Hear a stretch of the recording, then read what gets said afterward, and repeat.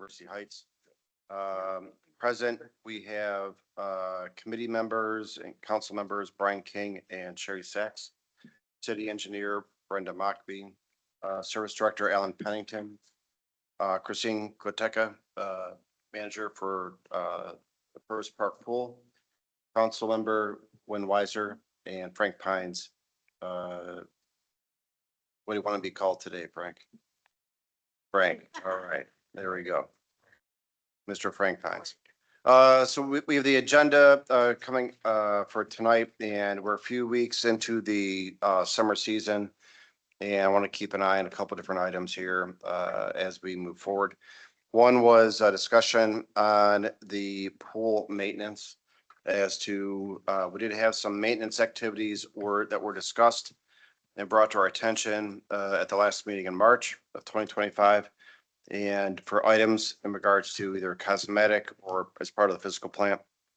And take a look at what needs may need to occur currently before the end of the year, or even planning for at the end of the season prior to the next summer season 2026. So I guess I'll kind of turn over to Alan Pennington for discussion as to what maintenance has taken place and what we do need to plan for this year or for next season. Okay, so far this year, we have replaced the ice machine at the in the pool, as well as the 2 microwaves that were in there, replace those with new commercial microwaves. We have painted both the men's and women's restrooms as well as the entryway to the pool area. Over the fall, we did repair a roof leak, as well as another area that we had some issues on the roof. And although this past weekend, we did have a small leak develop there, and I have been in contact with the contractor that did the original work, waiting for response there. We took out some lockers in the lifeguard area. All the floors were power washed throughout the facility, as well as the pool decks and the base of the pool as we prepared the pool for filling this past year. The exterior bathrooms, we took care of the broken faucets, and trying to think what else we've accomplished over there. We did place a new clock outside the lifeguard stand for residents to be able to see the time as they're there at the pool. There's a section of flashing that was missing on the back of the building. We took care of that as well this past fall. And we've done a number of landscaping items with trimming the bushes and everything back. It's starting to grow again, but at this time it's still manageable. Things we're still planning to do based on what we had in the budget would be replacing the locks on the various doors throughout the facility. And we also have money in the budget, I believe, to either handle the iPads or replace the signs. I think Christine was indicating that the preference would be to do some of the signage replacement that we need to do over there. We do have one maintenance issue going on currently right now in the motor for the water slide imploded. And although it's been rebuilt in the past, this time it's not going to be able to be rebuilt. We're in the process of getting pricing for a new motor to be placed in there to get the water slide back up and functioning.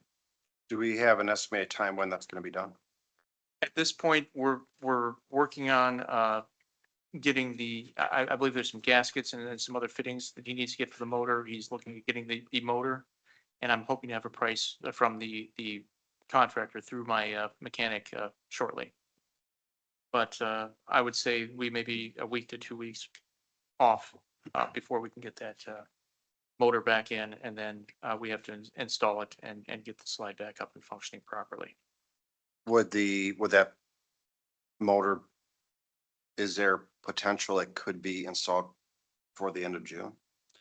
Potentially, yes. It's going to be upon, depending upon the availability of the parts we need to go along with that motor via the supplier that we're dealing with. Is it a common item or is it unique to our pool? It is somewhat unique. It's an older motor, of course. I did have to go to the original plans for the pool to get the motor brand, style, serial number. And in getting that information together for the uh, contractor, we are working towards getting that taken care of. With the purchase of that, are there any budgetary expenditures, concerns that we need to be aware of at this time? That is going to be something that there may need to be a budget adjustment on items. I have not went through the cap uh, plan right now to see where we may be able to take the funds for that. But this is an emergency repair. It's something we're going to have to do, and we may need to come back in for a budget adjustment on that. All right, so my concern is when I hear that if it's a common item or if it's unique, and I hear the word unique, because it has been repaired before, my concern is like, should we buy the backup, have the spare ready? I've Not got- this year, but plan for next year. I've got to see where we're at, but we may need to plan on that for budgeting purposes for the future. I believe we rebuilt that motor about 9 years ago. Was the last time it was rebuilt. Right, so is it, when you say like is there any other, outside of like our side, is there any other use for it? Like No. outside of like, I mean, is it, I'm thinking of it with any other municipality, I mean.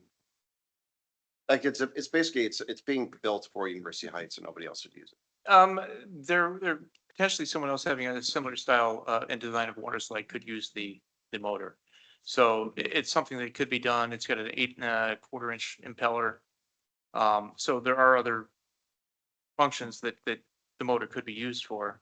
It'd just be a matter of finding someone that needed that if we were to ever look to dispose of something we got as a spare part. Is there any preventive maintenance that could have been done either last year, this year, 2 years ago that could have helped mitigate? No, this was a catastrophic failure of the motor. There's nothing we could have foreseen that would have prevented this motor from having the type of failure it had.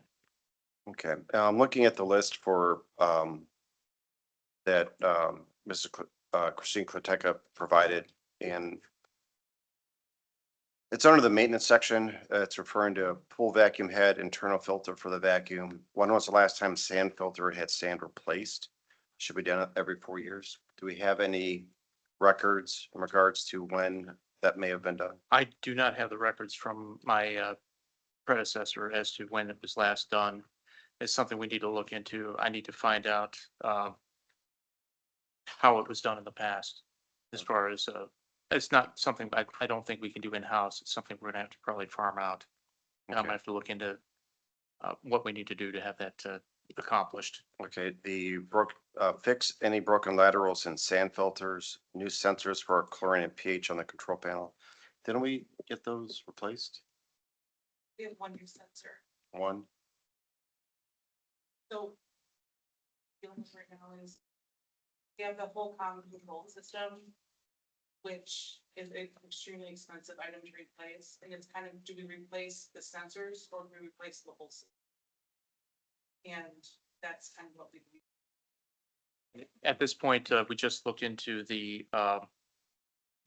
CAT unit, as we call it. It's a Hayward CAT unit for the chlorine acid control. And we are beginning to have some issues with it. I got information from my laborer that works there at the pool, John Douglas. And in looking at everything today, a new unit with the sensors is going to be $3,289, give or take. And that's something that we may need to replace sooner rather than later. Can we get through the season?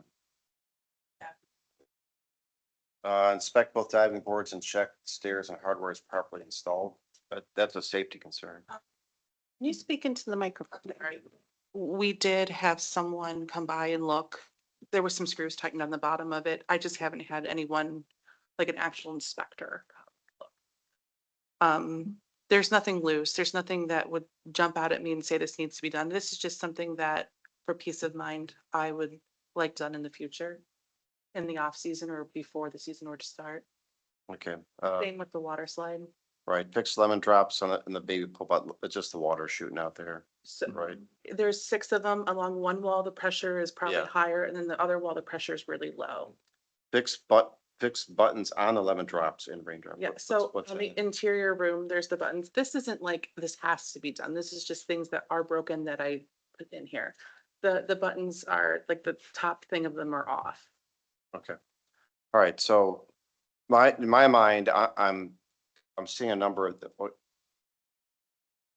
I'm not a maintenance expert, but this is how my mind works. When I'm looking at when I see like the pool vacuum head and the filter, when was the last time the sand filters had some attention? The sensors on the control panel, the motor. I'm a big proponent in, there's preventive and predictive maintenance. Do we have any scheduled maintenance activities? We know every year we are going to do these things. We have a plan in place to say, at the end of the season, these are the things we're gonna do. Coming into the season, these are the other things we're gonna do. My concern is, and this isn't a reflection of you, Alan, but my concern is we are, if there's an issue, we fix the issue, but we're not looking at things in a predictive is we have a known failure. So when I see we have a pool pump that's unique to us, I want to plan for that predictive. Either we run to failure or we replace before it happens.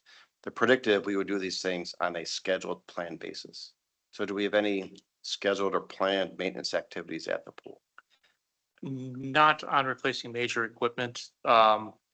We do maintenance at the beginning of the season and at the end of the season, after we've closed the pool, to both, repair items that are,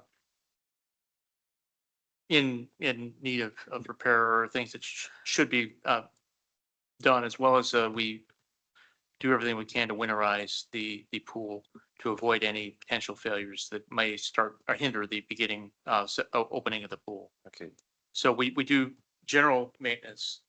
Now, on the major, pumps and things like that, we do not have a regular schedule for replacing impellers or replacing the pumps themselves. That is something that,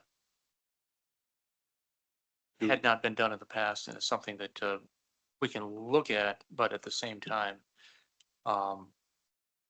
having spare motors on hand for everything isn't always going to be, cost effective for us. do we have any records to show when certain significant maintenance activities have taken place? There's some things that we know we're gonna apply some paint, we know we're gonna tighten some screws. We're replacing motors, we're replacing sensors. Any significant maintenance activities? Do we have any records that show when things like that were done?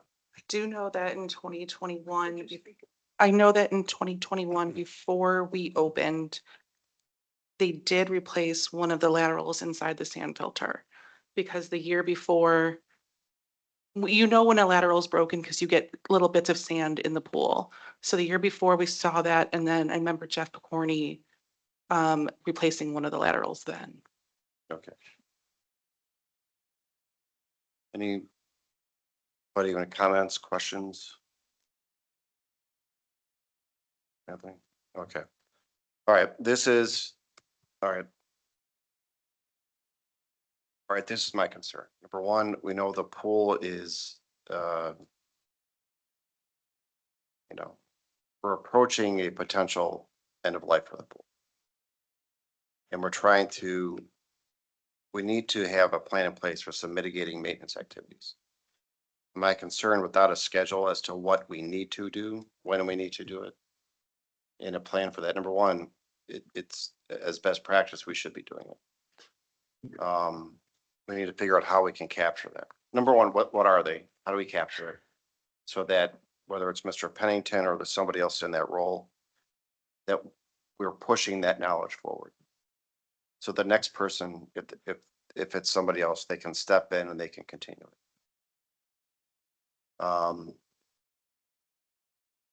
for some of these maintenance items, I guess, like, are any of these, we, between the pool vacuum and the sand filters, like, what's urgent? Like, what do we need to do?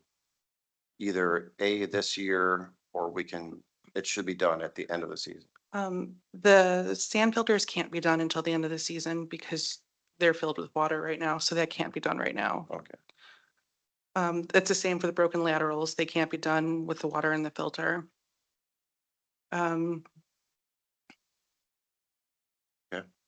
The pool vacuum head and the internal filter, we have one that's currently working. It's just I've been asked if we can look into replacing them from the laborer at the pool because they're on their last life. Would that be something end of season or spring of 26? We can wait till the spring of 26. Okay. I don't have any problem with the diving boards right now. That would just be something before we were to be opening, if we can just have the city inspector walk by and take a quick look at them and give his check of approval on them. The lemon drops, it's hard to do that right now, but it could be done. It's basically unscrewing the cap and seeing if there's something inside that's Still blocking it. lodged in there. Yeah. The buttons and the lemon drops, those don't need to be done right now. Those can be pushed. The other, all right, so there's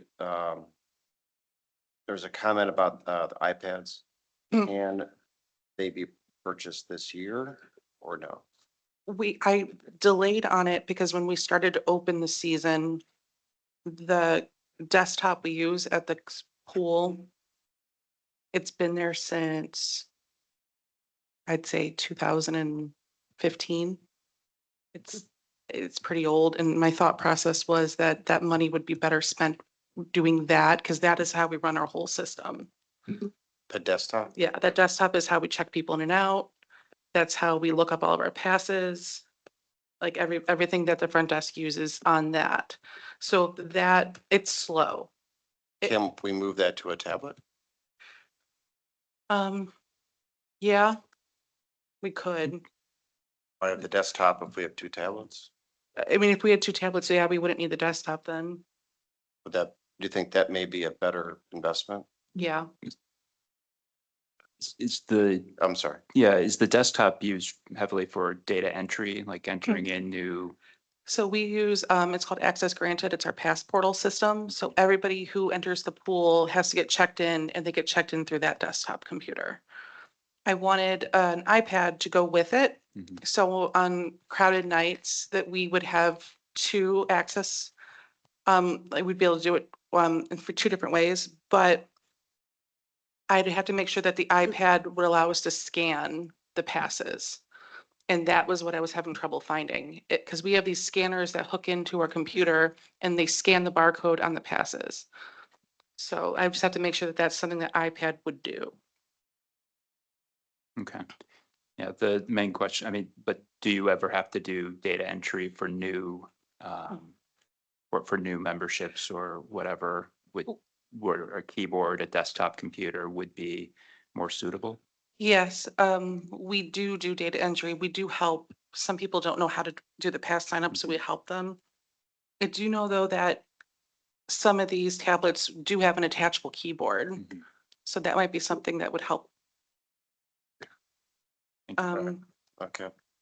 Kind of stepping back onto the maintenance, can we establish a maintenance program? We can definitely look into a maintenance program. We generally do certain maintenance, but as far as replacing impellers on the pump motors and things like that, we've not gotten into doing much of that until they are near failure. Now, we're getting to the point where we are going to have to look at some of the impellers on some of the various pumps during an off season to look at replacing those. And that's something we've got our eye on. It's just we've got to determine which ones are a priority and go from there at this point. One of the things that we discussed previously was in regards to, if there are any cracks in the pool. We can't do that to look at if there's any loss of water unless there's water in the pool. That's, So we had discussed should we have our plan in place after Labor Day so that we can do that investigation? And do we have access? Do we have a schedule? Is somebody coming that can work with us to review this, to make sure? I'm trying to make sure we don't end up in the same situation as Cleveland Heights. Because, I mean, pools, it's concrete, it moves. We're in Northeast Ohio, concrete cracks. But we couldn't do anything unless we had water in the pool. So do we have to plan to have somebody come in, somebody that's knowledge, this is their field, that can look at the condition of the pool, any concerns for water loss, the physical plant of the pool, that can guide us as to what we need to do, either in the short term or long term. I had been in contact at the end of last season with American Leak Detection, who does this sort of work. Got some rates for them on doing things. And there will be some pressure testing we're gonna need to do of some lines that are in and around the pool. We are gonna have to have a plumber in advance of that to cut and plug some particular areas in our rooms, and then also fix those locations after the fact.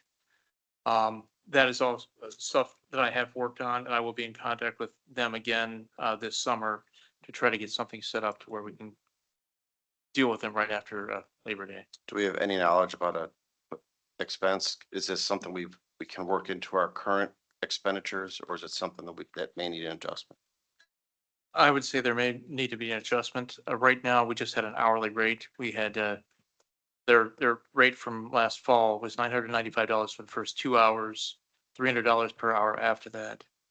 And then pressure test and or locating the underground leak is another $200.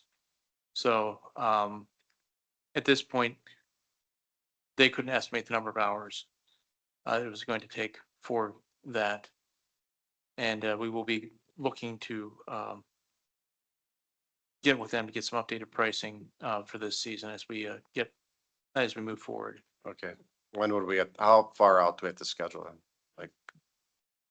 I will be working on that in the next 2 months to try to get them set up to where we have pricing and have them set in place. Okay, my plan is I'd like to have there's some other items that are going out the recreation. I didn't put on the agenda today, but I want to see if there's an opportunity with other committee members for a July meeting, depending on schedule. I know the council's usually not in. If we have an agreeable date, that's great. But I'm looking ahead towards September, October for the budget for 2026. So I'd like to have things in place, and this would have to take place prior to that. Is Labor Day is September 1st or 2nd this year, so it'd have to be. We have to see if there's something we could do. Are there any questions, Smither? Anybody else here at the maintenance? Ms. Weiser or Mrs. Sachs? Oh, thank you. Thank you so much. This is helpful. It's been a long time. It's been almost a year since we identified some of the issues with the pool. So, and I'm glad Mr. Pennington's taking care of some of them.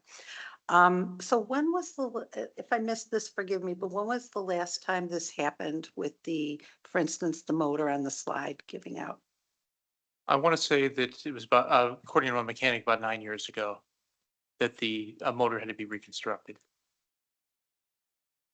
Okay, and so is it the kind of thing, in terms of preventative maintenance that we check periodically, or we just turn it on and turn it off and just it works? Is there anything that can be done to monitor that?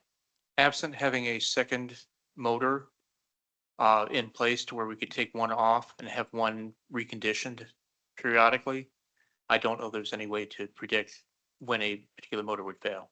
Right, so I'm not asking, I don't think I'm asking that, because you wouldn't take something off to recondition it unless you could assess the the health, functionality of it. So I'm asking about how, is there a way to check its functionality or no?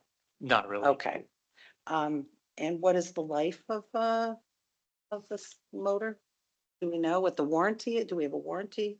I'm sure Well, it's out. of the Well, it would be warranty, well but beyond, what is typical, do we know? Can we find out? at this point, when if we get a new motor, I'll. I try to find understand out. that. But with the one we have, it was rebuilt It was back. rebuilt. Yeah, it was rebuilt Uh-huh. back at that time. This time it was a catastrophic failure of the motor. So what So we even knew. it's not going to be able to be rebuilt. We're in the process of getting a replacement. Okay. Okay, and do we know the costs? At this point, I don't. No. I'm waiting for those costs. Okay, that's it for now. Thank you. Ms. Weiser? Yeah. So if I'm understanding you correctly, and also you, Councilman Cooney, you're asking for the issue about the leak to get an estimate of the cost to actually begin to address that leak, which probably should have been done a few years ago. But is that what we're looking for? Yes. Okay. And you're looking for it before the end of the summer? The water needs to be in the pool in order for the test to be completed. Right, and the water would be in the pool. Right. So we became aware of the potential issue in this early spring, March. So that's why we're pushing. According to the notes that you sent me from your last meeting, Mr. Pennington said that goes back a number of years, so you've been aware of it for a We've been while. aware there's been some loss, but not to the point where now we want to take an investigation on it. And his notes basically said there's some acceptable loss in the pool due to evaporation. Right, climate. right. Now- Yeah, that's normal. Right. Yeah. So now it's at the point where Mr. Pines, Mrs. Koteka brought it to our attention and said we should do an investigation on it. Now we are. Okay. So you think you'll have those figures? I will be working towards getting something from American Leak Detection over the next 2 months to get their pricing. There's What they're only gonna one ask. vendor. They are the only specialists I found to try to do a leak detection on something like this. They've also they do other leak detections around the area. They did some over at University Square as well, or Bell Tower Center, as they call it now. But they are an expert in the field. And I have not found another company. They're the only company in talking with some of the other pools that have been recommended. I think it's necessary and I think it's needed. Because I know the finance committee will be meeting. And if those figures come in late, the problem is if there is an issue that has to be resolved this year so that next year's opening is not delayed. That's number two. I am glad to hear you say, Mr. Cooney, and call for some sort of a schedule of maintenance. There are two things that can happen with that. Number one, depending upon what's going on with that leak, we may have a clear idea of how many years we might be able to stretch the pool as it is. Or if that is getting to a point where that has to get resolved. One of the problems of continually putting off maintenance and continually putting off things and patching is that at some point it catches up to you. The problem is with the city, the cost to repair it hits in a year where the money might not be there. And that's the really big problem when it can get fixed as it goes at a cheaper cost. That's what I'm trying to prevent. And And I'm thank you for with you that. on that. I'm with you on that. I thank you for that. Thank you. Okay. Any other comments about maintenance for the pool? Let me say one thing on this here. Even if we do this testing, the testing itself will not be able to be done until after the pool has been closed due to the destructive nature of some of the things that have to be cut and separated. Sure. So even to determine where the leaks are and what we may have to do, we will not know until sometime in the fall. But if they are Oh, done, yeah, but we we would, need to know the we would, cost to do we it. would have the fall to Yeah. complete Plan the for repairs. Right. And if needed, then we have the spring. But at a minimum, we'd have September, October, maybe, depending on Mother Nature. So And that way we won't have to happen to us what happened to Cleveland Heights. that's what we're trying to do. Right. Yes, Christine. There's three outcomes with the leak. I'm hoping that it's something within the pool, because that can be patched. There's also the outcome where it can be in the line, like the lining where the filters are, where the skimmers are, and then my fear is underneath cement. And that's where the big problem takes Right. place. So we accept that the pool is aged. Mhm. What we can't accept is, well, it's not bad enough yet, but if we can do something preventably, that's what we should work towards. And at the same time, it may provide us with some information for any, resources maybe needed in the future. But we're trying to obviously extend the life of the pool. We have new facilities we're trying to put in, and if this contributes towards that, that's good. So, but we don't know what we don't know, unfortunately. Any other questions, discussion? No? I'd like to ask, Yes, Mr. Pons. I didn't get a chance to talk to Christine today yet. We could look into if there's possible, a scanner that takes the passes. Because on men's and ladies night, it's a problem with the lines. And what the kids are doing, the kids are afraid they're not gonna get into the pool because of our count. So they're getting dropped off and we have to wait to see if they're old enough to come in. So the problem is we try to get two lines and it's a narrow hallway to get into. I don't know if our system is okay or it comes with, you ever see Yeah, just a like, scanner, like if you're at this yeah. grocery store, they have the cordless scanner, so we can check Christine? people in and we can stand outside, whether we're a man or a woman, and scan them in and it makes the line go quicker. Yeah. I'm sorry, I didn't mean to No, bring it up. I just. Great idea. To talk to Christine today. That was the idea with the iPad, to have a second scanner, because the iPad could access our pass system and be able to scan someone in. So that was the idea behind that.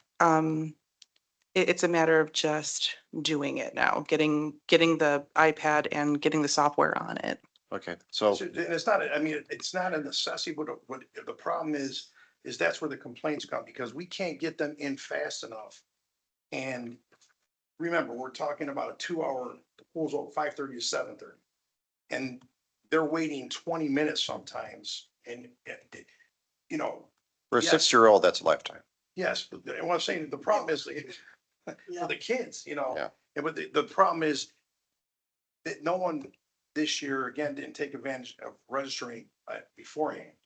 So that was a big problem last night, because our first men's night the weather was bad. Last night was good, so we were bombarded, basically. right. And sitting there looking at it, you're just things that come to your head, and I don't know if it's feasible or if we can do that, because even a laptop, you don't want to hold a laptop. If you just have that scanner, boom, boom, boom, they go right in. Okay, so. Sorry, Christine. All right. All right, seriously, so you asked for it? We put it in the budget? Yeah. Yeah. What are we waiting for? Well, I waited because the computer up front, I wanted to know if it's better to replace the computer or better to get the iPad. What do you think? What do you think? I think 2 iPads. You have the money, go Okay. for it. All right? Does that make sense, Mr. Pines? All right, I just didn't know if I was allowed to reallocate something for an iPad for a computer, and I. this is what you're gonna hear from the 4 of us that are here. Yeah. Stay within the budget Okay, and you're good to go. all right. All right, go for it. Any other questions, concerns? Okay, yes, Mrs. Sacks. So it sounds like it's very popular, the men's night and that sort of thing. And especially because it's a narrow window, so it's not the majority, it's just that. But in general, I think it's just for safety to have the line go smoothly. People, I don't know what kind of footwear they're wearing. I don't know if there's water, could be a perfect storm of slippery slope, literally. So I think a scanner makes great sense, not just, you know, because it's convenient and modern and that sort of thing, but it sounds like it will help with the flow and prevent any inadvertent mishaps. Yeah. The only thing the scanner doesn't do is we wouldn't be able to, well, actually, I take that back. We would be able to do it as long as the iPad is connected to our pass software system. We could update a pass through that. We would just have to be able to have our Clover device, which we do have two at the front desk, to take payment. And one of them is a mobile one, so one of them can be brought. So do you have like is there a list of all the IT, you know, equipment, software, processes, whatever you need? I think we need to really be concrete about this and direct and complete. So and then we could put costs to each thing and see the best way to package this so you get what you need, what you want, that's working, that you're not frustrated with. And hopefully we can afford all that. Okay. I do know that in the budget last year, I think it was 1,500 was what was said to me last Okay. winter. It was 1,500 that was put in the budget for the Yeah, and iPads. that should be plenty to get what we need currently to make things run smoother. Thank you. Thank you very much for Yes, speaking up. Ms. real quick. Switzer. And can I direct it to Mr. King? I'll get out of the way. I have a feeling I know what you're gonna say, but go ahead. Yeah. As IT, what can I say? You're saying iPad and you have a desktop, Mhm. they can talk, can Apple talk to what's your desktop running? Our, Is there an issue or? our desktop isn't an Apple, and I am by no means an IT specialist, so this is my area of expertise. I just, The cloud service, correct, that we use for, I'm sorry. is this a cloud service that we're using for the pool software? It isn't like actually, the software isn't actually running on that on that desktop, No. right? Okay.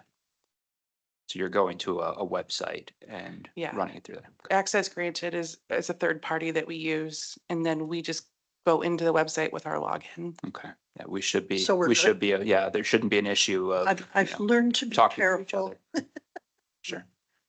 Thank you. Any other comments? Okay, thank you. Next item is a discussion on Walter Sisson Park resource needs. Actually, Mrs. Mockbee sent me an email early this afternoon. I didn't forward to the other committee members, but I just wanted to bring it to your attention. But I'll forward it later on tonight. We discussed it like some sort of like shading within Walter Sisson Park, particularly around the playground area. You know, there's some trees that are there, but in the summer months, the parents with the young kids, there's not a lot of shade there, but are there options for it? And she identified in Rocky River, they have a similar project, and I guess I would turn it over to you for the comments, and we could discuss if it's how we want to proceed. So in Rocky River, they have, it's kind of like just a little pocket park, but they were trying to make some seating areas there. And then with those seating areas, they are incorporating two of the shade sails over top of it. So Councilman Cooney asked me if I knew anything about that, if I could get any information about it. So I did get who they're using, their size on the sail is about, now I think it's about 3 feet by 3 feet and then like 4 feet tall. I'm not sure on these dimensions exactly, but they're putting two together so that there's a big square area that's going to be covered. And it runs about $15,000, but it comes with all of the posts that you need. It's like a whole package. 4 feet tall? Well, that's, I'm not sure about the size. So they can Um, sit under, right? Lay under. Sounds more like a beach. it has to be taller than that. I'm Yeah. not sure on the dimensions. That's the one thing I I would have think it'd to be more look like up. 10 feet approximately. Yeah. but- Do you have any like example photos of what it's like in the real world? You could pass that. Yeah, Something, similar to what I sent you last year. yeah. And then this is, Oh. This is like the concrete area, the circle is the seating area, and then the two sails are over that. Oh, I See see. the See like that. triangles? Mm. We could pass these around. Yeah. So the concrete is included in your cost? or Uh, The sales? No, I think it's just Yeah. the sales. It just would be the sales and the hardware. So the price would be dependent on probably how big of an area you want to cover and then how tall it needs to be. But there are options out there. Um, you know, we could shop around a little bit. Yes, Mrs. Sacks. Thank you. I think I know I asked Mr. Cooney, I think it was about a month or two ago, if I could bring it up at the CIC, maybe for some grant opportunities. I'm not sure it's appropriate. We're having a strategic planning meeting tomorrow. But, you know, if there's that kind of price tag and we'd need multiple and, you know, we'd need some kind of plan. Maybe there's that kind of opportunity. Yeah, you're gonna reference if there are grant opportunities. Yeah, I don't know. that we I can didn't apply. look, but. Yeah, I mean, it's if there were to be any, Mhm. right? So, Yeah. and I think, you know, we could be open to, if there were any, I don't know what they are or what the process would be, but, We'd have to Uh, first know what you're looking for what the- and why. right. So one of the things for the, you know, for this type of, you know, it's a request. I've been to Walter Stinson Park. I've had other parents, you know, parents, grandparents ask me. I know Mrs. Sachs has mentioned it as well. You know, is this something we want to pursue, try to move forward to explore? You know, I'm not anticipating anything would be done this year. But right now, you know, basically for this time of year, we can see how the movement of the sun, where it should be. So I'd ask the committee members, do we want to, would this require a motion to move to council to submit design, or are we not comfortable even moving that far yet? Not sure. The process is. Thank you. I guess. Mr. King, I guess you have any comments, thoughts? Like it. No? I do like the idea of more shade Yeah. over at It's the just park. one It is a neighborhood. common, it is a common, request. Yeah, I would be interested to see how it would be deployed in, Mhm. Conceptually. yeah, conceptually in the park. Right. Okay. So I guess, would you be willing to take a field trip over there at some point, the next several weeks or so? We could see what options. And then we Sure. could come back at the next committee meeting with That sounds good. some thoughts. Okay. Sounds good. That sounds great. Any other questions? Okay. Walter Stinson Park, any other particular resource needs? That is on, and you've heard from residents, any The concerns? only other question that I get is, people are always looking for more seating, Benches? yeah, picnic tables. I know we do have some picnic tables, but Yeah, there's, I think there's like one or two in the gazebo and then one in the pavilion area.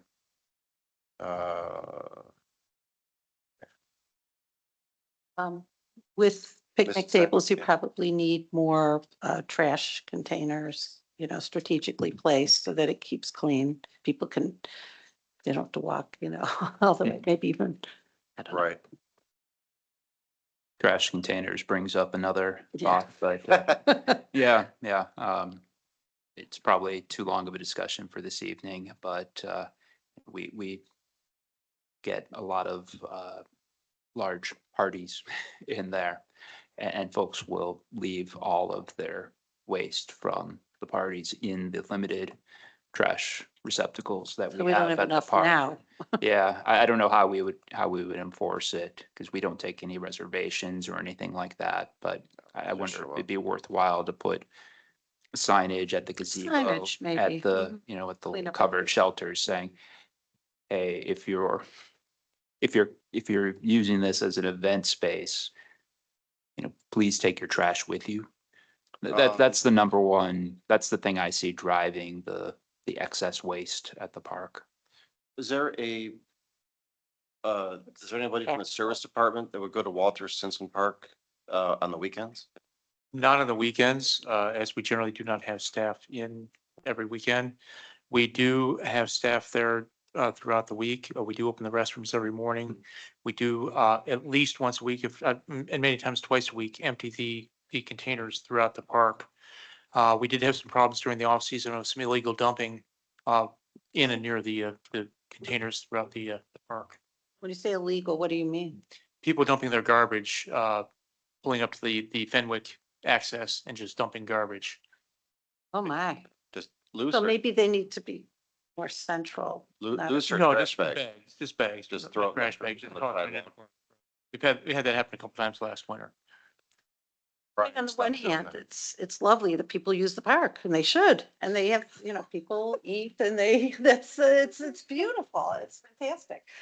They do need though, some way to contain their Yeah. rubbish, and signage helps, some tactful signage and, um, Yeah, like I think of at Purvis Park, there's, I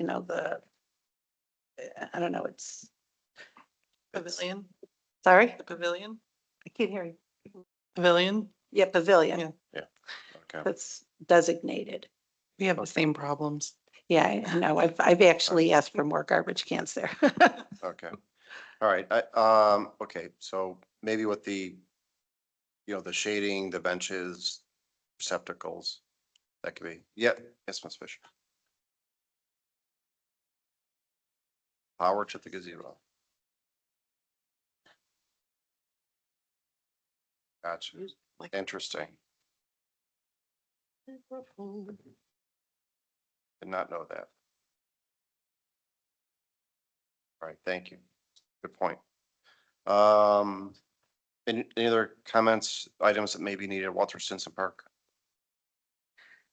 Not really necessarily seeing any, well, outside of for the shade, necessarily big ticket items, but yes, Mrs. Sacks. I'm just bringing this up because people have brought it up and I don't know if that's the place for it. I'm not so sure. But I've had people ask me about a little dog park or area. And I don't, somewhere in the city. I mean, it's brought up there. I'm not sure that that's really the place, but I figure I just bring it to this committee to talk about since it Yeah, comes up every year. right. We People have, let their dogs run off the leash, which they're not allowed to do. right. We have had that discussion and I have to check the notes approximately a year ago. I think there's number one, where do you put it? And in Walter Simpson Park with the homes that are in that immediate area, that was a concern. And the city does not necessarily have its own space as to where to put it. And we were looking at other options for that, and I don't know if there's really an appetite at another place that is not city-owned property. Not city-owned property? What do you yeah. mean? Well, one of the thoughts was, is there a potential for at least a temporary dog park in front of Wiley? Oh, right. We did talk about that. There is space, and I'm not sure about the Board of Education's appetite for that right now. So I want to just comment about the homes in the area. I think it was talked about barking or something. Yeah. Okay, but Correct. I am a frequent flyer with the composting, okay? I would say 90% or more of the time, not 100%, but almost all the time, there are people walking their dogs. And, if they're on the path, they're pretty much on a leash, but when they're not, they're running around and I don't hear barking. There's really not that noise level that is perceived. I've also, where some of my kids live, there's a very active dog park. The dogs are busy with their owners and playing, and unless they're fighting, then the owner's going to take those dogs away. But I don't think that's the argument. And now I defer to people who own dogs. But there are different types of dogs as well. There have been problems at other dog parks Okay. and there's tends to be a constant battle between those that think their dogs are angels when they're not, and those that think their dogs are angels when they are. And all you do is, if you get a mix, you got a problem. And I'm not saying it's bad. I'm just saying it comes with the idea of a dog park. It's not gonna be perfect. You're gonna have complaints. You're gonna have to find a way to monitor it. You're gonna have to find a way to deal with it. So it isn't just a matter of, let's gate this area and have a dog park. You also have to deal with cleaning up the poop, making sure the ground area is good. And all of that, it's an additional maintenance item as well. Right. Okay, so that's a good point, if I may. So if Wiley, it was discussed a long time ago, 1 or 2 meetings ago last year. So if we want to even entertain that, what would be the next step? So Rather than just saying, oh, Wiley, and then I it guess just. my question would be like, is there a minimum required square footage for a dog park? Beechwood, as an example, their dog park is turf. You must be a resident of the city. You pay an annual fee. You get a key fob to get in. And they do have some sort of monitoring system in it. So if they see somebody that does not have access to it, like, I don't know how they figure it out, but they'll be removed. South Euclid's a little bit different. It's open. It's come one, come all. It's grass / mud / dust, whatever else is out there. So there's different ways to go about it. But the site, you don't want it to be a small space because a lot of dogs in a small space is not a good mix. So I don't know if there's a minimum square foot requirement in order for a dog park to be put in, but that's something that I'd be willing to look into. I think it'd be great if there's one in the city. But where does it go? Can we maintain it? So we'd have to explore that. So Right. I'm willing to discuss and see if it's available, because we've had the same question from residents. Yeah. So, You might Right. look at the AKC. They may have something. Oh, Great. thank you. Yeah. That's actually, that's actually good. Okay. Any other particular resources, questions about, Walter Stinson Park? Oh, okay. All right, revenue expenses, are you okay to stay here? You gotta go. I can make it over as soon as I can. Okay. All right, are there any, with the list that, Christine provided, are there any, we've went over a few items that we'd like to do this year. Are there any other items? what are we talking about? I'm sorry, on the wrong I'll look the spreadsheet sa- here. I'll look the Revenue same and to me. expenses for, revenue and expenses, I'm sorry. Okay. Oh, okay, we're talking about. So I emailed, the finance director and I gave her some examples of what the previous finance director would provide so this is what I have that I forwarded everybody. Looking at revenue and expenses and, there's an amount here, a year-to-date revenue for 2025 is at approximately $14,000. And that is not current through today. I have an updated number. Yeah, that would be great. An updated number through June 16th was $73,171.25. Okay. To compare, last year through the same time period, we were at $56,481.25. Difference of about 17 grand. Well, that's good. Hopefully it's up.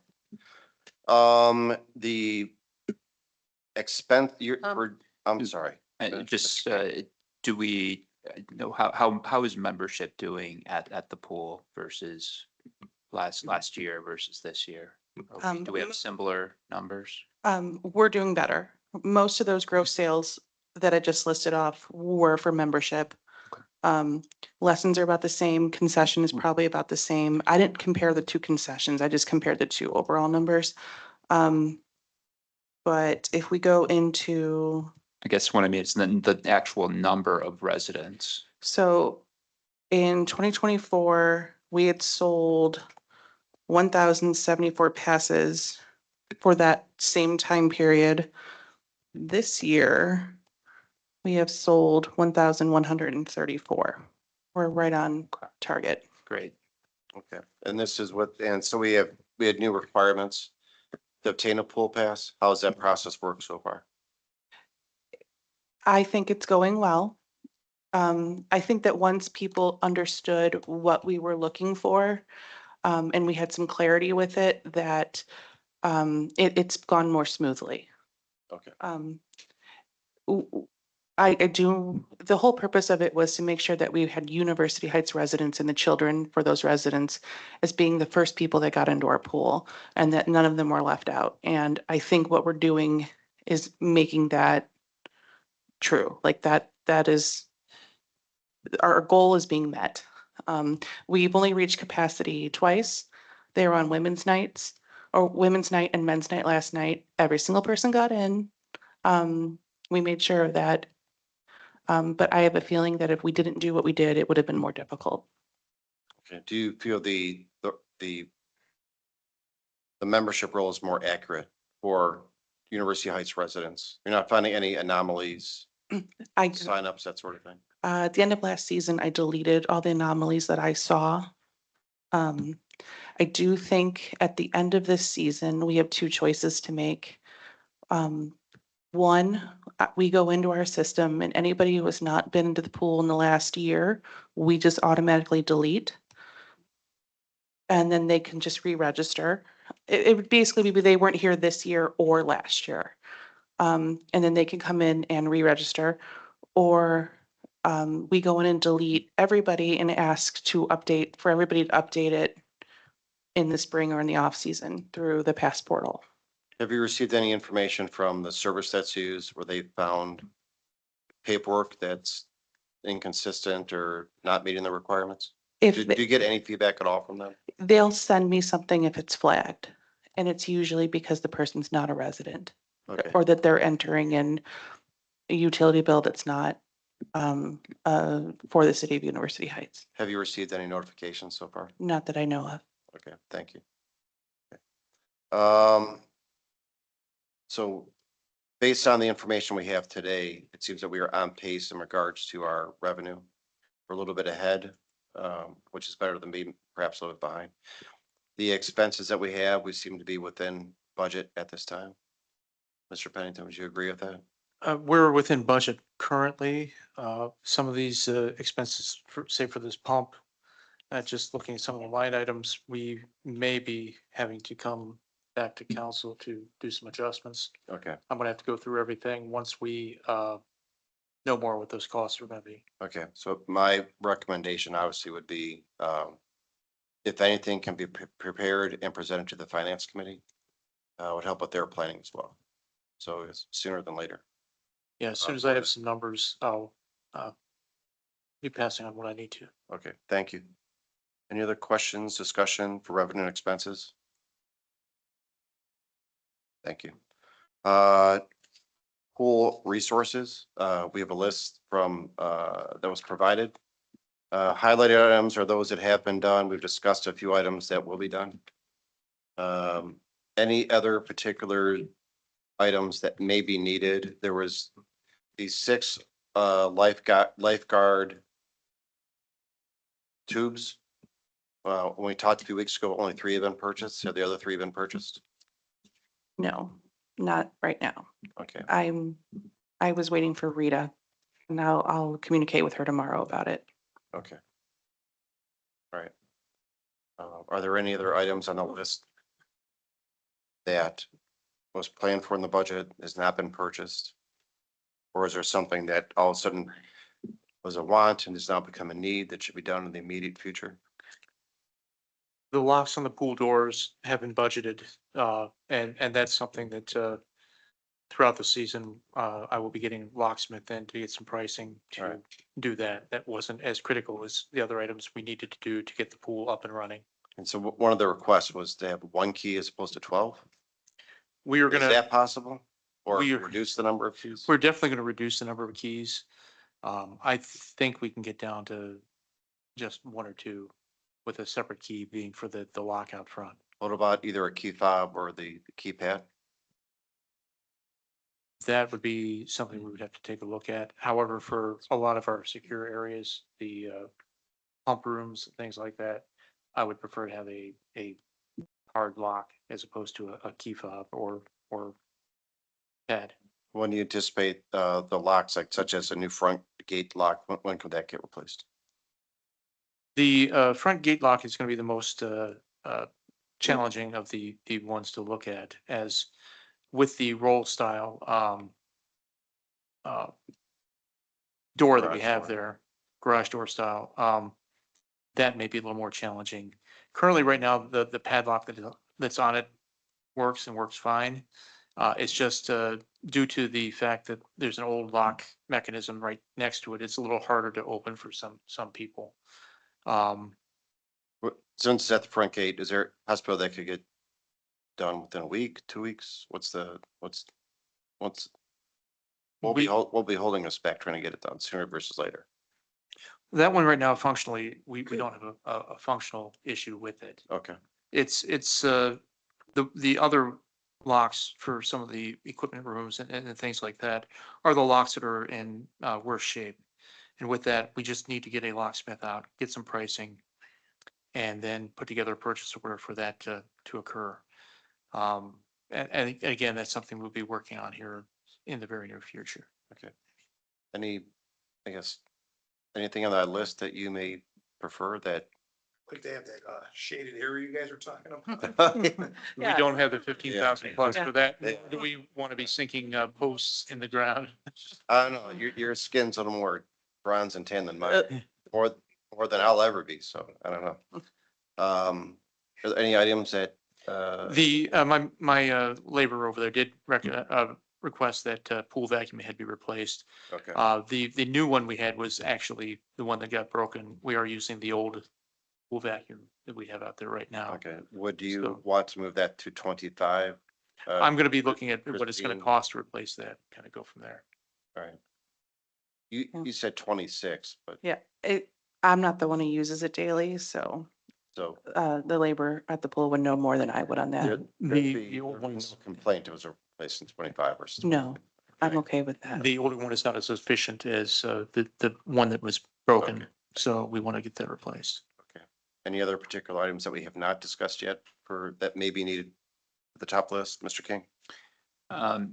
So yeah, this isn't on a list anywhere, but earlier this year, Mr. Pennington and the fire chief helped with replacing the flags at Purvis Park.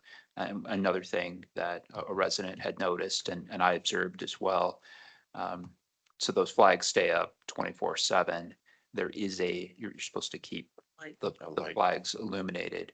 There is a light there, but there's a tree in the way. I haven't observed it since since it's gotten, the tree has grown in with leaves. But I'm almost certain that the flag would not be illuminated, with the tree, in the summer. So I wonder if we could take a look at that, and if we need to move the light, around the side of that little roundabout, in order to illuminate the flag. Right, okay.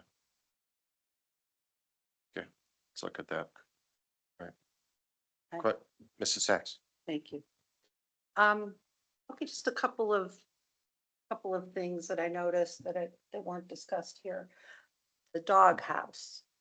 Is there anything, did I miss something? Is there anything being done to make that a little more secure? I know it's kind of sinking in, but I'm more worried about people, kids getting in there.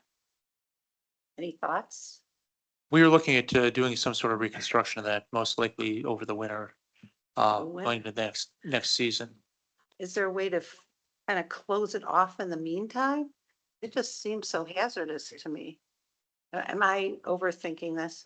Right now, it's currently taped off. It's taped off. It's, Okay. well, that's just because we want to make sure that no one can get where the motor's been removed. So right now, there is safety tape around it for the time Can being. a little kid He can move it. fall in? Can I ask why is this so difficult to fix? We've got to rebuild it. We got to put another one on. The one that is out there right now takes 4 guys to move. We are looking at doing something where we can rebuild it to where we can be placed on and removed in a little more efficient manner. It's just a matter of having personnel and the time to do that as well as doing our other daily activities.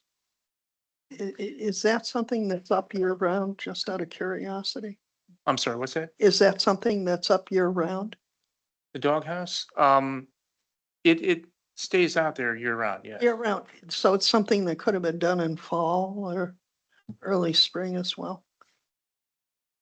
If we were not doing leaf So- collection, plowing, other things, yeah, we could have. So, I Look. mean, if you don't have time to actually reconstruct it, I'm focused on just making sure there is no access to it, from kids that are running around that could slip, it's just, you don't want them to do that, but it could happen. I just, put that out there on the record, that I think it should be just not, and it kind of looks interesting, from that level, like a kid's level.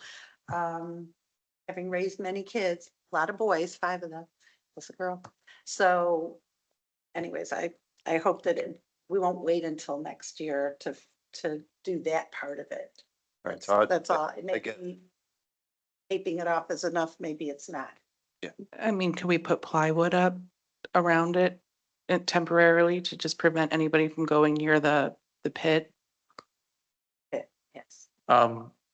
We would have to take a look at that to see whether it can be secured adequately. Okay. So another be a good question that solution. I'm sorry. I just said that might be a good solution. Yeah, that's great. It reminds me of the Kerwin yard, just close it off. So, doesn't attract anybody. Amazing. The other is there was foliage growing into the fence, like significant. I know it's one thing to trim it. Is that a problem? I kind of sensed that it might have been a problem. It was removed in May and it's already grown back in. So what needs to be done? I mean, the whole outer fence is covered in foliage all the way around. You'd have to remove the trees, but we don't want to remove them because they're a really good barrier. Right, so, is it, what's the problem with it? I do think that maybe a solution to look into would be to extend those blackout screens. That way, one, the sun isn't getting to them, so they won't grow as quickly, and two, it would also prevent us from seeing it. So, I think maybe if we extended the blackout screen, I know exactly where you're talking about. It's along the back fence. Well, you pointed it out to me. Yeah. And it was. Yeah, I mean, we've cleaned it plenty of times. It just would probably need to be covered with more screenage. We do have those screens that come around where the tennis courts are and then they stop. Kind of rips the screen too, Yeah, right? it ripped could. into it. That's part of the issue, right? So I don't know if you want to take a look, do a walkthrough Yeah. for that. I did make a note of it, and the tennis courts, and I was there 2 or 3 weeks ago, the screens were replaced. And the bushes had been trimmed because they were coming through the fencing. So that has been corrected. Okay, I have a couple more just top ones. I had a whole bunch, but one was, there was a natural gas odor right outside of the front there. Is that a problem or not really? We had a plumber in to take care of that issue where the pipe was leaking. Great, okay. And finally, I think there might have been, when I was there, a problem with the alarm on the emergency exits. Is that something that's a problem or not? The 3 that are surrounding the Yes. gates, I haven't noticed a problem with them. I don't know if the alarm is even set up on them. Okay, that might be something to look into. Those are like the top, Yeah. safety kind of things. All right, so thank you, Mr. Cooney, for putting that up. To ease a little, on the safety front, I remember last year me asking for new grip on the diving boards. And Yes, when we did get the power washing, they looked 1,000 times better. And I realized that the grip is in much better shape than what we thought. So that's something I'm that we so don't have to glad. spend Yeah, money that's on. down. I don't Yes, know how many- that would, that's not anywhere near the top of my list and they look a lot better. So Thank you so much. Is that it, Sherry? You sure? Yeah, well, that's it. Yeah. Okay. Any other questions, discussion for the audience? Thank you very much. Last is the Purvis Park Pavilion Playground and Resource Needs. Ms. Weiser, Mrs. Saxon, I actually did a little tour several months ago. Couple items that have come up that should get some attention. There's a grill that's available that seems to be almost at a 45-degree angle. There's a couple bases where it looks like maybe lamp posts were there or some sort of electrical connections were at one point, and to just have the cement footer with wires coming out of it. And there are a couple other, maintenance items within the pavilion itself.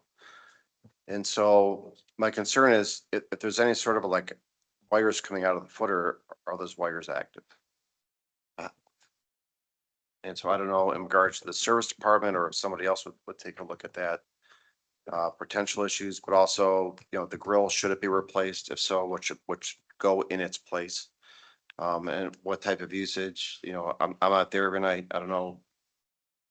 Mr. Pines or is a pavilion used every night? Do they use the grill or do they try to use the grill? Or? On the weekends, it's used a lot.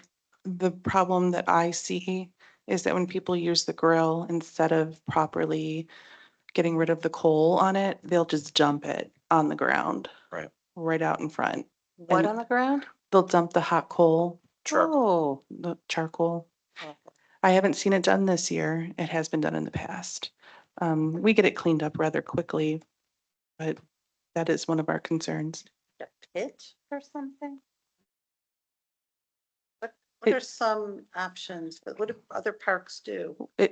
It technically, it should get left in there until it's completely cooled and then we clean it from there. So that way it's not on the ground. Do we need a sign? No dumping the No hot dumping. coals on the ground.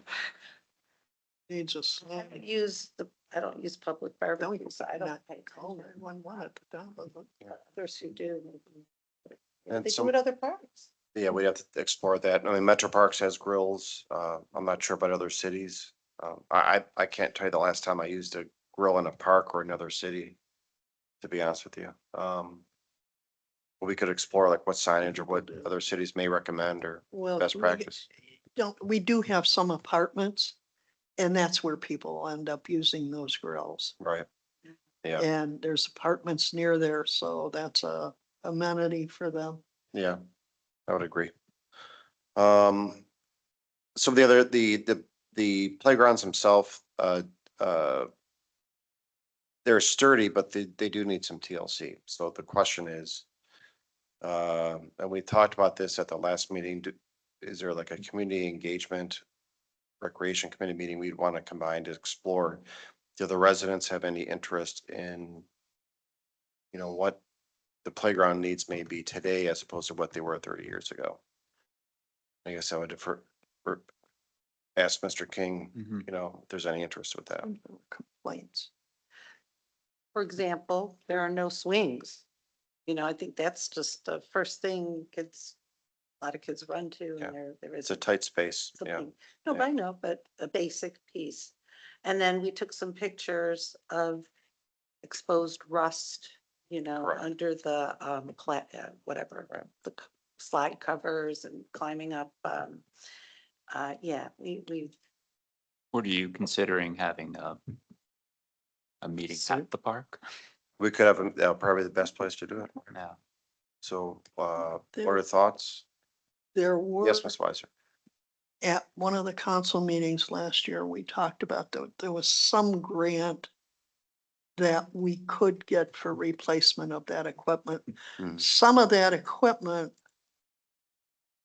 the kids who played on it are now the parents with the kids. It probably has not, in Purvis, it probably hasn't been replaced since the park opened. And we have so few things in this city for that kind of enjoyment. It behooves somebody to consider looking at some of those grant opportunities and actually thinking to replace that. Okay, right. Be worthy of a open me, I'm drawing a blank on the, Mhm. having a meeting with the residents at the park, it's great. get feedback, and that Love could it. lead to potential, what grants may be available out there. I'll see if we That's a can great find idea. some of the ones that complained loudly last year. Okay, So it's not like people haven't been complaining about it. it could use a refresher at a minimum. I think we're in agreement We on can that. communicate that. I think Yeah. That's great. Okay. Any other, pavilion playground resource needs, discussion on, questions, concerns, That's it. comments?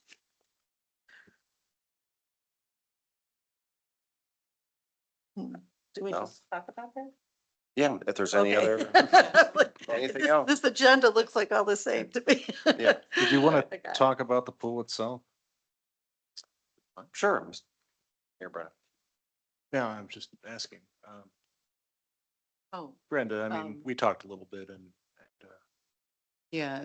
So what I found out from my company is that, like, if you're looking for a pool rehabilitation, we'll probably have to go out for an RFQ and find a firm that does pools, that specializes in it, Yes.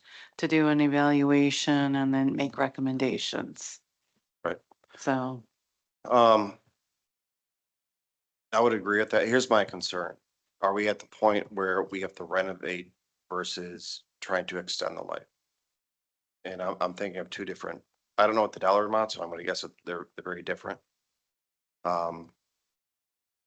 If coming out of this committee, and there may be something by the end of the year that we need to explore that because we're getting feedback mhm. as to what may be needed, what's best for not only short term, but the long term.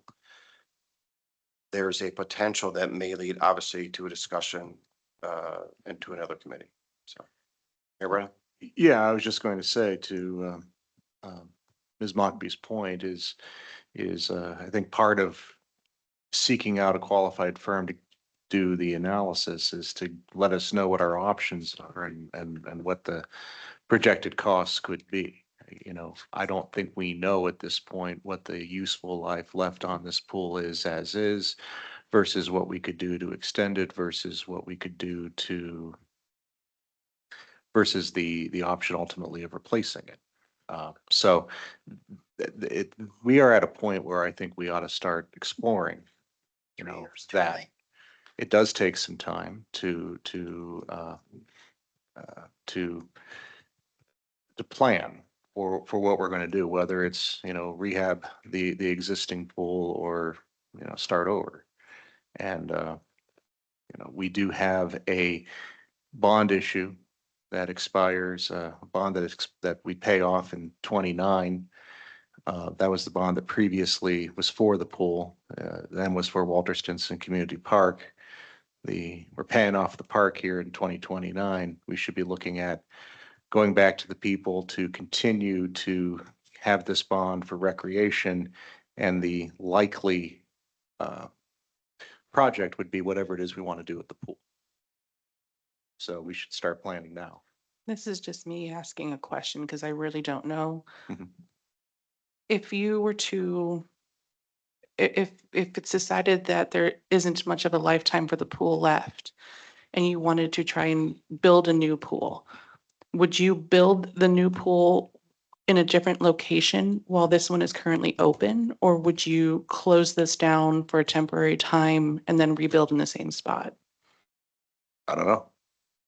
Those are things, you know, it's an important question. Yeah. I don't have an answer for you, but I think Yeah. that's something we'll want to consider as we consider our options. I just wanted to throw it out.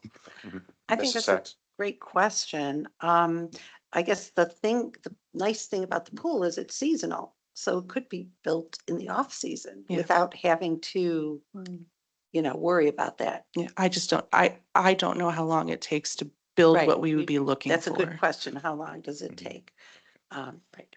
All right. And with climate change, we might actually be able to do it. Be open year round, right?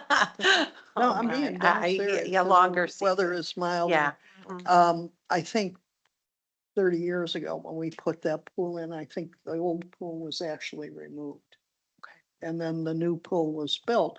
But the big thing is, if it goes to a new build, it allows you to upgrade. That's why compared to, and I'll pick on Cumberland, which is 98 years old, that pool does not have the amenities that our pool does. No, it does not. And that is something also but that was resident driven. And that, they made the decision on the weight and what would go into the pool. Well, Cumberland is neither the depth nor the length to be a competition type pool for various activities. I do think that whether we're talking the pool or we're talking the playground, resident input is essential. I think that though we may have more amenities in Cumberland, that's hardly the benchmark at this point when you look at what Beechwoods has and when you look what Mayfield Heights has recently done. There are, we have a generational gap where we hear some folks talk about the new pool. And then we hear other folks say, oh, you mean the pool I grew up with, that tired old pool? And I don't know if it's tired, but it is not so new anymore. And I think it is time to start looking at our options there. It may be old, but it does bring joy. Oh, I'm not saying it is. I know what We you're don't saying, get plenty yeah. of enjoyment out of Yeah. it still. I don't mean it like that. And that's the only reason why, it's if there were to be a year where it would be closed, yeah, I would prefer we try not to, because I know that people love it. It's our gem. It's really our city Yeah. gem. Yes, it is. I think that's a valid point there. Thank you. So to that end, I know that Brenda's looked a little bit at this, but if it is the sense of the committee that we would like to explore this further, then I would like to suggest to Brenda, I'd like to hear from the committee that they would suggest to Brenda that more work be done to come up with some kind of proposal for a review of the pool and of the options, given what we have and what, we could have. At least from the engineering point of view. Mr. King, Mrs. Sacks, any initial thoughts? I'm always wondering what the cost could be. What the range may be. So that's an important factor. I would be interested in the cost and then how it would differ from the testing that we were discussing with Mr. Pennington earlier in the meeting. Right. Yeah. Kind of way out. Would, if we were to have another meeting in July, say in approximately 4 weeks, or maybe later, depending on availability, would we be able to get some more information? Ms. Blackman? Well, I could try. I'm not sure. Okay. Like I said, pool design's not like in our Right. wheelhouse. I but, understand. I could do some research and just try and get an idea of what some of maybe the neighborhood pools around here. Okay, and we can, maybe with that, we could compare to some of the preventive maintenance we're looking at for the Right. pool. And then we can make a decision on what we want to do month to month as we move forward. Right, to just kind of tie it up.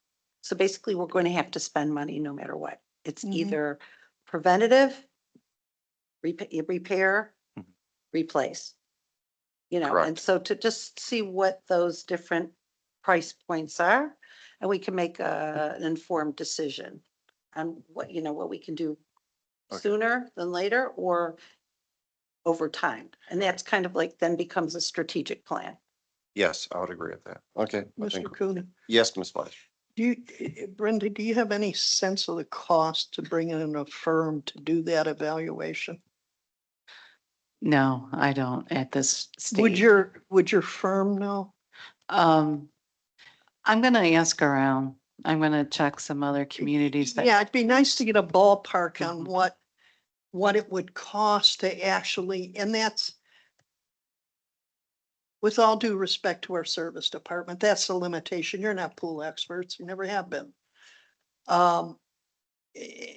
Doing that might make sense. I mean, if it's not a fantastic amount to propose to council to have them come in at the end of the year, because you're already talking about a leaking pool. And it's something that hasn't been addressed in the past. So now it has to get addressed. You're going to have a cost from Mr. Pennington on just beginning to look at that.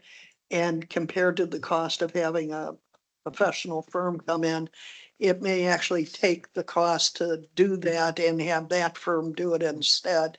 It may actually enroll it into that contract. That would Right. probably be better, I would think. Right, so let's, Kill two birds with one stone. Yeah. I would say, let's get a little more information from you. Okay. Mr. Pennington, and then we could try to choose the best path forward. Do you know the size of your pool dimensions? They are listed at the pool. I don't know off the top of Okay. my head. I do know what things that, if we're looking into the cost of it, I think, was it, well, I know that's 300,000 gallons. I think it's 300,000 gallons. Okay. I know that when we're looking into things, a zero entry is now required. So, most pools that didn't have it were grandfathered in, but I think if you're rebuilding, you'd have to have it based for wheelchair access. So I know that's something that's an added cost when you're building a pool, so that's something to look into. And then I know that the diving well is an added cost, and that's something that everybody loves. The diving. The diving well, it'd have to be 12 feet or more. Okay. Yeah, maybe Christine, Frank and Brenda, maybe the three of you can get together, or one or you with Brenda, to kind of give her the grand tour of what we got to help, that which I think will help you in your formulation of writing up some of this stuff. And, part of what I'm also, considering here is, our pool house, our lockers, our locker rooms, our showers, all these things are, as we were going through and looking at what needed to be painted and what signs ought to be replaced and, maybe shower fixtures updated, so on, was like, well, just about everything here needs to be updated somehow. And at some point, it's beyond just regular routine maintenance. It's a project. And it may be the kind of project that we're really talking about here, a pool rehabilitation, a facility rehabilitation, the upgrading of the playground, the upgrading of the facility generally. And, some sort of project that's worthy of the community, that, refreshes, some of the aspects of the pool that may have grown tired, and renews it. Or if it turns out that is not a worthwhile investment because the pool really just ought to be replaced, we ought to know that before we start doing all this other stuff. Yes, Mrs. Sacks. Thank you. I think that's a great point. There's, I think, like distinct parts. There's the park.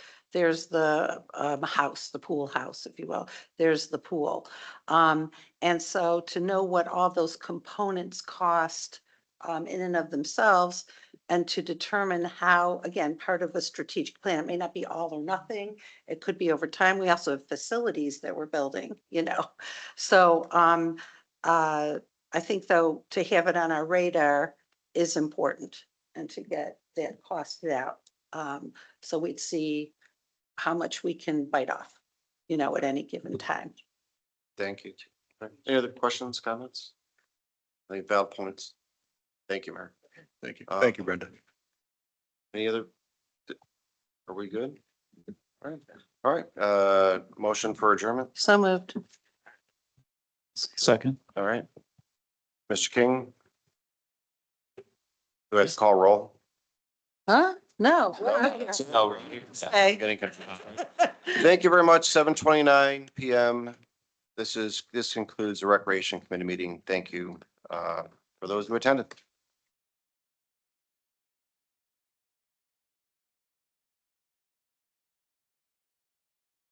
It's cooler in here than last night. Oh, my God. I came here ready to, last night was like 4-hour sauna. She was saying. Huh? Kelly worked really hard. She had to work with the board. Well, tell her I say thank you, because it took me a long time to just, whatever.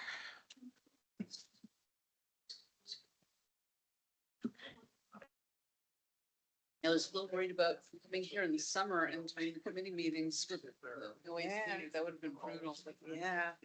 Yeah, last night was.